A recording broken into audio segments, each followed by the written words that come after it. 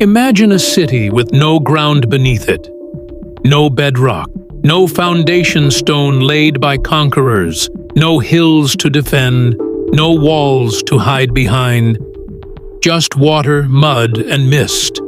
And yet, from that nothing, a people built one of the richest, most powerful, most feared empires the world has ever known. They had no farmland, no gold mines, no army worth mentioning when they began. What they had was the sea, and the will to make it obey them. This is the story of a city that should never have existed. A city that ruled the Mediterranean for 1,000 years. A city that gave the world Marco Polo, the modern bank, the first international currency, and some of the most breathtaking art ever created. And a city that, in the end, fell not to an army, but to a single man who didn't even bother to fight for it. This is the entire history of Venice. Somewhere around the 5th century, the world was ending, or at least, it felt that way. Rome had fallen, the legions were gone, and across northern Italy, waves of invaders, Huns, Goths, and later the Lombards, swept down from the mountains, burning everything in their path. The people who lived along the coast had a choice: stand and die or run somewhere no horseman would ever follow. They chose the water. Out in the shallow lagoon, where the Adriatic Sea met the mainland, there was nothing but a scattering of muddy islands, reed marshes, and fog so thick you couldn't see your own boat. No invader wanted it. No army could cross it. It was useless land, which made it perfect. Refugees paddled out with what they could carry: their families, their tools, a few precious relics from churches they drove wooden piles deep into the mud, thousands upon thousands of them, layer after layer, till the piles hit a hard bed of clay far below the surface. On top of impossibility, they built houses. On top of houses, they built a city. They called it Venezia, and for the next 1,400 years, this city of mud and timber would rewrite the rules of what a civilization could be. Picture the Lagoon in the early 500s. There is no Grand Canal lined with marble palaces, no golden domes catching the sun. There is only silence, broken by the call of seabirds and the soft slap of water against wooden poles.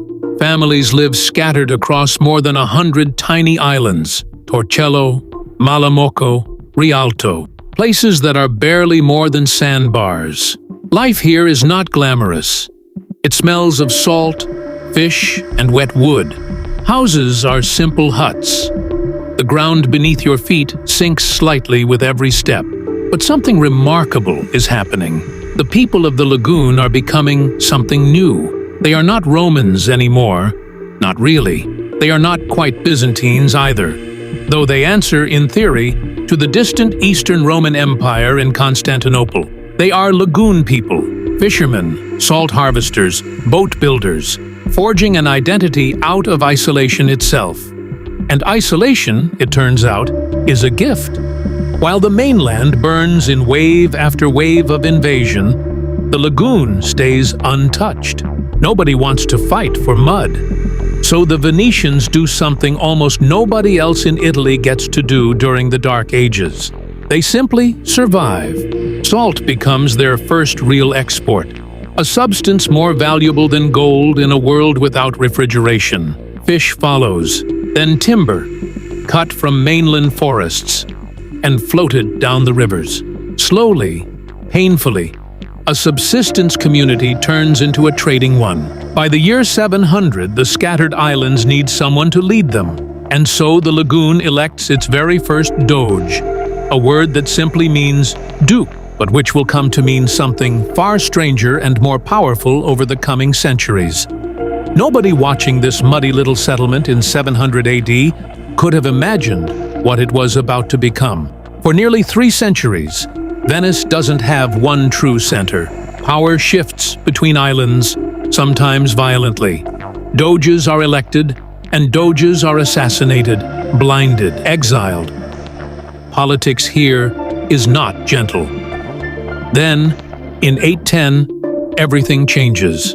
The Frankish king Pepin, son of Charlemagne, sends his fleet into the Lagoon, hoping to conquer these upstart islanders once and for all. His ships are heavy, deep-hulled, built for open water, and utterly wrong for the lagoon's shifting shallows. The Venetians know every sandbar, every hidden channel, every place where the water is knee-deep instead of ship-deep. They retreat, again and again, luring Pepin's fleet deeper into the maze. His ships run aground. His men are picked apart by locals in flat-bottomed boats, who understand this water like it's an extension of their own bodies. Pepin's invasion collapses into humiliation, and the survivors of the fighting make a decision that will define Venice forever. They abandon the exposed outer islands and consolidate on a cluster of mud banks near the center of the lagoon, protected on every side by water too complicated for any outsider to navigate. They call this new heart of the city Rialto, High Bank. This is where the Venice you picture in your mind will eventually rise. This is where the Rialto Bridge will one day stand. This is where merchants will one day shout prices in a dozen languages, where spices from India and silk from China will change hands for Venetian silver. But in 810, it's still just mud, piles, and the smoke of a defeated invasion drifting over the water. Venice has just learned its first great lesson. It cannot be conquered by force. Its geography is its army. By the 9th century, Venice is growing rich. But rich isn't enough. Venice wants legitimacy. It wants to matter on the world stage, not just survive on its edges. In 808, two Venetian merchants sail into the Egyptian port of Alexandria. According to legend, they sneak into a monastery and steal the bones of Saint Mark the Evangelist, hiding the sacred remains beneath layers of pork to stop Muslim customs officials from inspecting the cargo too closely. It works. The relics arrive in Venice to wild celebration. This isn't just a religious event, it's a branding decision that will echo for 1,000 years. Venice adopts Saint Mark as its patron, and his symbol, a winged lion, becomes stamped on coins, carved into palace facades, and flown from the mast of every Venetian ship that sails the Mediterranean. A basilica rises to house the relics. Not a simple church, but something dazzling. Golden mosaics, domes inspired by Constantinople itself. An unmistakable statement. Venice may be built on mud, but it intends to shine like an empire. And an empire is exactly what it's becoming. Venetian ships now range across the Adriatic, trading with Byzantium in the east and the Frankish kingdoms in the west. The city sits at the hinge point between two worlds, Christian Europe and the wealthy, sophisticated Byzantine East. And Venice makes sure that almost nothing crosses that hinge without a Venetian merchant taking a cut. Fast forward to the 11th and 12th centuries, Europe is gripped by religious fever. Armies march east under the banner of the cross, determined to reclaim Jerusalem from Muslim rule. Venice sees an opportunity nobody else does. While knights fight and die for holy glory, Venice provides the ships, the supplies, the loans. Every crusade that leaves Europe by sea passes through Venetian hands, and Venice charges for every mile. But it's the Fourth Crusade, in 1204, that reveals just how far Venice is willing to go. The Crusaders can't pay for their fleet. Venice's elderly, nearly blind Doge, Enrico Dandolo, a man in his 90s who insists on personally leading the campaign, offers a deal. Work off the debt, he says, by helping Venice settle some scores along the way. What follows shocks all of Christendom. Instead of sailing to fight Muslims in the Holy Land, the Crusader fleet turns its full force against Constantinople, the greatest Christian city on earth. capital of the Byzantine Empire, a city that had existed for 8 centuries as the beating heart of the Eastern Roman world. In 1204, Constantinople falls, not to Islam, but to fellow Christians. The city is looted for days, priceless treasures, bronze horses, holy relics, and centuries of accumulated wealth are stripped from its churches and shipped west. A huge share of it goes straight to Venice. 4 bronze horses are torn from the hippodrome of Constantinople and shipped home, where they're mounted above the entrance of St. Mark's Basilica, where, remarkably, replicas still stand today. Overnight, Venice transforms from a wealthy trading city into a full-blown maritime empire, seizing key ports and islands across the Aegean that will let it dominate trade routes for the next 2 centuries.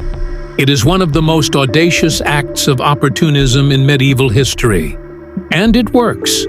By the 1200s and 1300s, Venice is the wealthiest city in Europe. Walk the Rialto market at its height, and you'd be overwhelmed by sensation. The air is thick with the smell of cinnamon, pepper, and clove, unloaded fresh from ships that have sailed from the Black Sea, from Alexandria, from ports whose names most Europeans have never heard. Merchants shout in Venetian, Greek, Arabic, and half a dozen other tongues. Silk from China passes hand to hand. Slaves, grain, glassware, and gemstones move through warehouses stacked along canals built specifically for commerce. This is where a young Venetian named Marco Polo grows up, absorbing tales of distant lands from merchants who have actually seen them. In 1271, at just 17 years old, he sets off with his father and uncle on a journey east that will take him all the way to the court of Kublai Khan in China. He'll spend nearly 2 decades traveling the Silk Road, and when he returns, his account, dictated from a prison cell after being captured in a war with rival city Genoa, becomes one of the most influential travel narratives in human history, introducing Europe to the wonders of Asia. Venice, meanwhile, has become a financial machine unlike anything the medieval world has seen. The Venetian gold ducat, first minted in 1284, becomes the most trusted currency in the Mediterranean, accepted from Egypt to England, valued not for its beauty, but for its unwavering consistency in weight and purity. Venetian shipbuilders, working in a massive state-run facility called the Arsenal, pioneers something astonishing: assembly line production. At its peak, the Arsenal can build and launch a fully equipped war galley in under a single day, employing thousands of workers in a system so advanced it won't be matched in speed anywhere else in the world for another 500 years. This is not an accident of geography anymore. This is engineered dominance. But Venice's success isn't just built on ships and spices. It's built on one of the most sophisticated political systems the medieval world has ever devised. The Doge, Venice's head of state, is elected for life, but stripped of almost any real personal power. Elaborate rules, refined over centuries, deliberately prevent any single family or individual from seizing control of the state. The election process itself involves multiple rounds of drawing lots and voting, deliberately designed to be too complicated for any faction to manipulate. Above the Doge sits the Great Council, made up of Venice's noble families. Below that, secretive bodies like the Council of Ten operate with terrifying efficiency, using networks of informants to root out conspiracy, treason, or corruption almost before it happens. Walk past the Doge's palace at night in the 1400s, and you might notice small stone openings carved into the walls, mouths shaped like lions, mouths of truth. Citizens can slip anonymous denunciations into these slots, accusing neighbors, rivals, even nobles, of crimes against the state. Some historians call it the world's first surveillance state. It's also, undeniably, one of the most stable governments in European history. A republic that survives, in some form, for over 1,000 years. without ever being overthrown from within. This obsession with stability is exactly why Venice thrives, while other Italian city-states, Florence, Milan, Genoa, tear themselves apart in cycles of tyranny and civil war. Venice doesn't just build ships and palaces. Venice builds a machine designed to never break. By the 1300s and 1400s, the physical city we recognize today is finally emerging from the mud. The Rialto Bridge, once a simple pontoon crossing, becomes a permanent wooden structure spanning the Grand Canal, lined with shops selling everything from silk to spices. Merchant families, grown fabulously wealthy from trade, begin competing to build the most spectacular palazzos along the canal. Facades of pink and white marble, pointed Gothic windows influenced by Byzantine and Islamic architecture that Venetian traders have seen firsthand in their travels. St. Mark's Square becomes the ceremonial heart of the Republic, its basilica glittering with gold mosaics collected, quite literally, from across the known world. And beneath all of it, an invisible city of piles.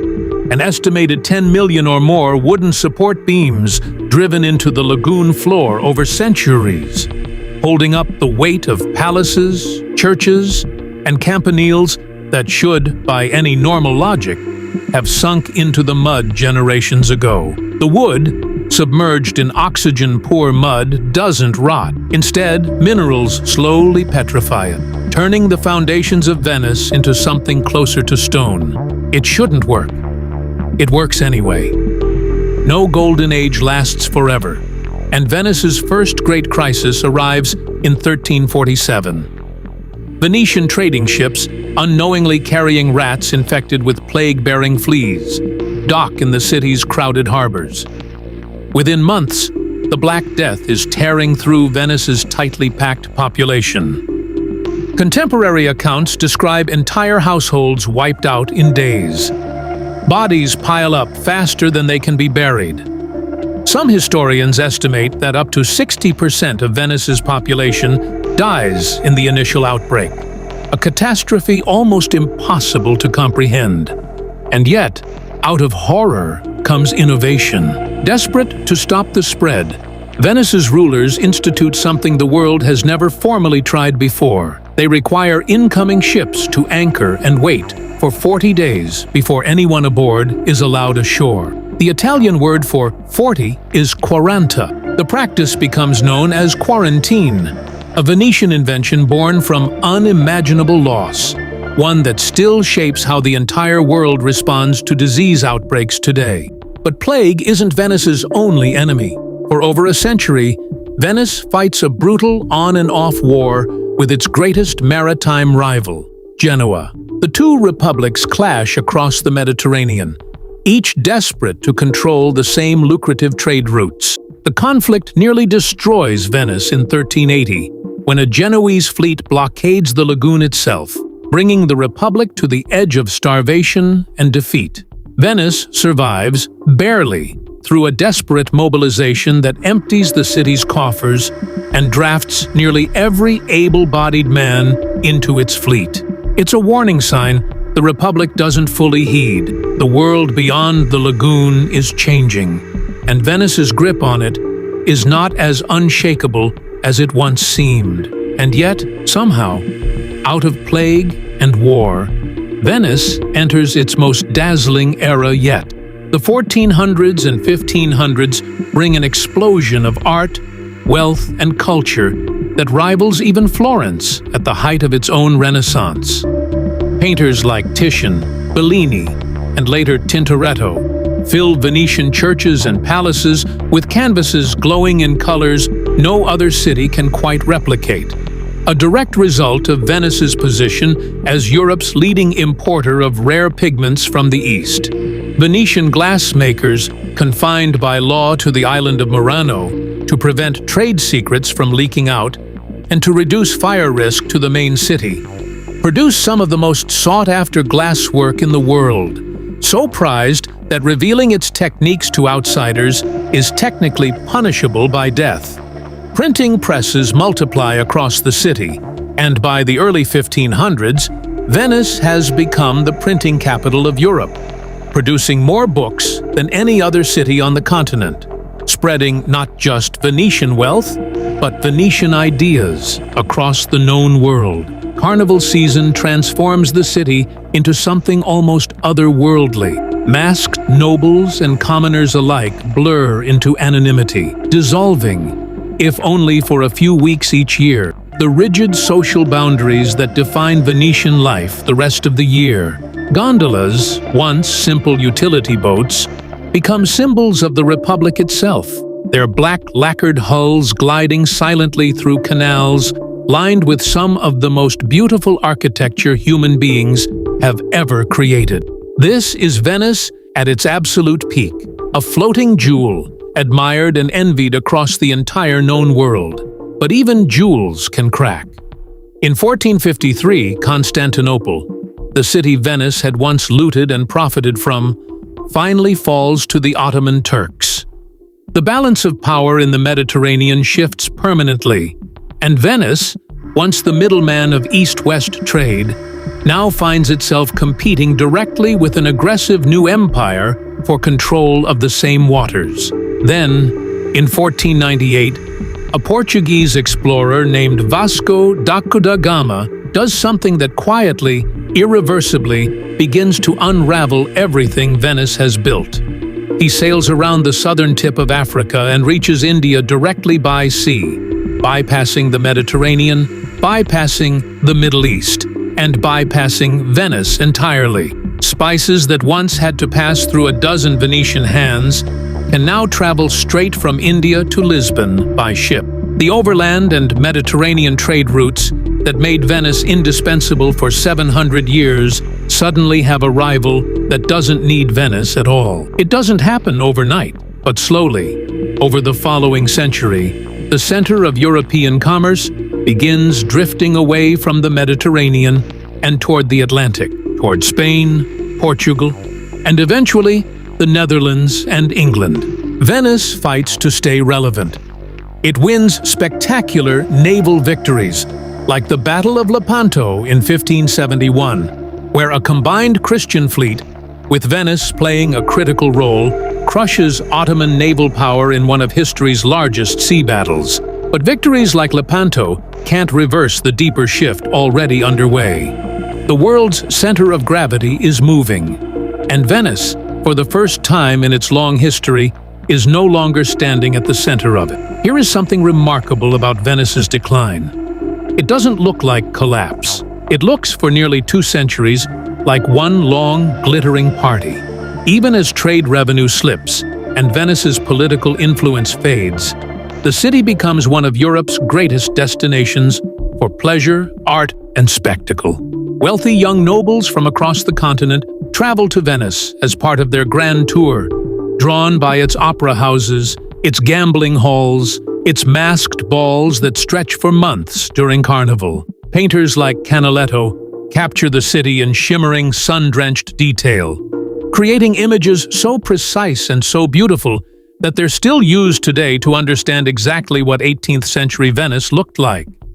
But beneath the beauty, the Republic's political institutions have calcified. The nobility that once drove Venice's aggressive expansion now spends its energy on pleasure and prestige rather than power. Venice's navy, once the most feared in the Mediterranean, shrinks. Its colonies are lost one by one to Ottoman expansion. The Republic that once conquered Constantinople is, by the late 1700s, a magnificent museum of its own former self. Beautiful, cultured, and increasingly irrelevant on the world stage. And irrelevance, in the age of Napoleon, is a very dangerous thing to be. In 1797, a young French general named Napoleon Bonaparte is sweeping across northern Italy, and the Venetian Republic, a state that has survived for over 1,000 years, stands directly in his path. What happens next is almost unbearable in its quiet tragedy. Rather than mount a defense, Venice's Great Council, faced with Napoleon's overwhelming force, votes to formally dissolve the Republic. No siege, no dramatic last stand, no burning fleet going down in glory. Just a vote in a chamber that had governed Venice for centuries, ending it all with the stroke of a pen. The last Doge of Venice, Ludovico Manin, reportedly hands his ceremonial cap to a servant and says quietly that he won't be needing it anymore. After more than 1,000 years of independence, surviving Attila, plague, war, and rival empires, Venice falls not to cannon fire, but to exhaustion, irrelevance, and the simple math of a world that has moved on. Napoleon, viewing the once great republic with contempt, hands Venice over to Austria as a bargaining chip in a wider European settlement. For the first time in its recorded history, the city on the lagoon is no longer its own master. The bronze horses looted from Constantinople centuries earlier are themselves looted again, this time by Napoleon's soldiers, carted off to Paris, before eventually being returned after his defeat. Venice, the city that once decided the fate of empires, has become a pawn in someone else's game. For much of the 1800s, Venice passes back and forth between Austrian control and the growing movement toward Italian unification, finally joining the newly formed Kingdom of Italy in 1866.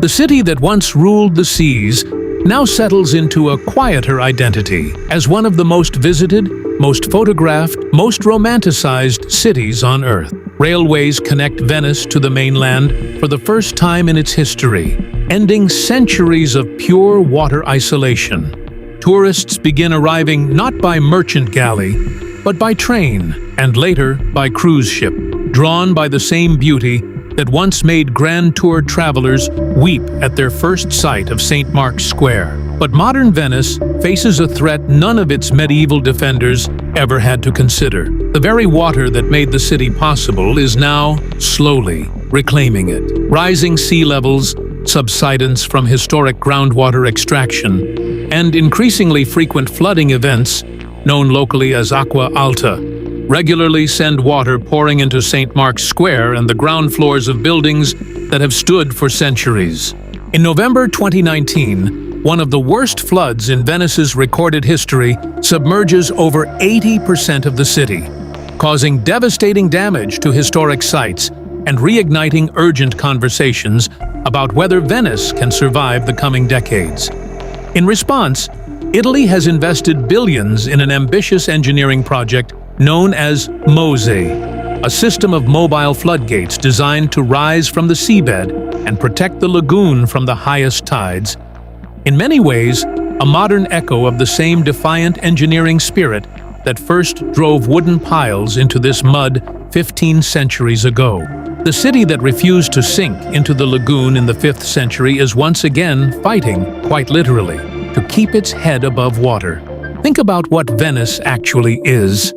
A city with no farmland, built on mud, by refugees fleeing armies they could never have defeated on open ground. And yet, for over 1,000 years, that same city commanded fleets that ruled the Mediterranean, financed crusades, sacked Constantinople, minted the most trusted currency in Europe, and produced some of the greatest art and architecture the world has ever seen.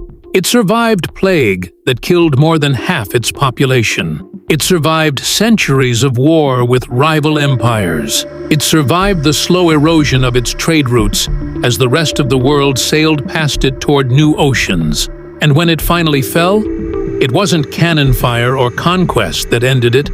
It was simply the quiet vote of tired men in a golden hall, closing the book on a republic that had already outlived almost every other government in European history.